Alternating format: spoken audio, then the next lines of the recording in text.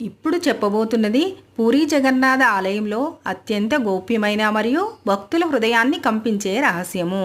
అదేమిటంటే జగన్నాథుడు బ్రహ్మ పదార్థం అంటే ఏమిటి, ఎవరికి అది కనిపించదు ఎందుకు?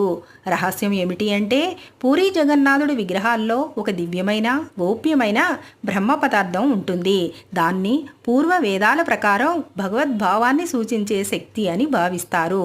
ఇది విగ్రహం యొక్క గుండె భాగంలో కనపడకుండా ఉంటుంది. బ్రహ్మ పదార్థం అంటే ఏమిటి అంటే ఇది భౌతిక పదార్థం కాదు, ఇది బ్రహ్మతత్వానికి ప్రతీక.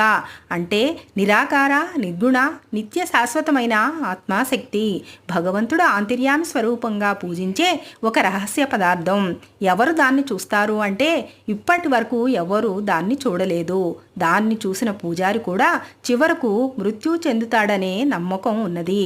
అందుకే ఒకే వంశంలో ఎక్కువ వయసున్న పూజారి పరిపక్వతతో నిజమైన నిష్ఠతో మాత్రమే దాన్ని స్పర్శిస్తాడు, కళ్ళకు గంతలు కట్టుకొని చీకటిలో. మరి దాన్ని ఎప్పుడు తీస్తారు అంటే ఇది నభ కళేబర సమయంలో మాత్రమే తీస్తారు. పురాతన విగ్రహం నుండి బ్రహ్మ పదార్థాన్ని తీసి కొత్త దారు ప్రతిమలో రహస్యంగా ప్రవేశపెడతారు. ఇది రాత్రివేళ చీకటిలో మాత్రమే జరుగుతుంది. నమ్మకం ఏమిటి అంటే బ్రహ్మ పదార్థం అనేది జగన్నాథుడి నిజమైన ఆత్మ. అది జన్మించదు, మరణించదు, శాశ్వతమని. అది చూసిన వాళ్ళు జీవించి ఉండరు, ఎందుకంటే అది బ్రహ్మస్వరూపం.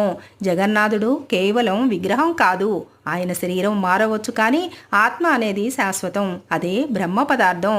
అది భగవత్ కారుణ్యానికి అతి గోప్యమైన రూపం.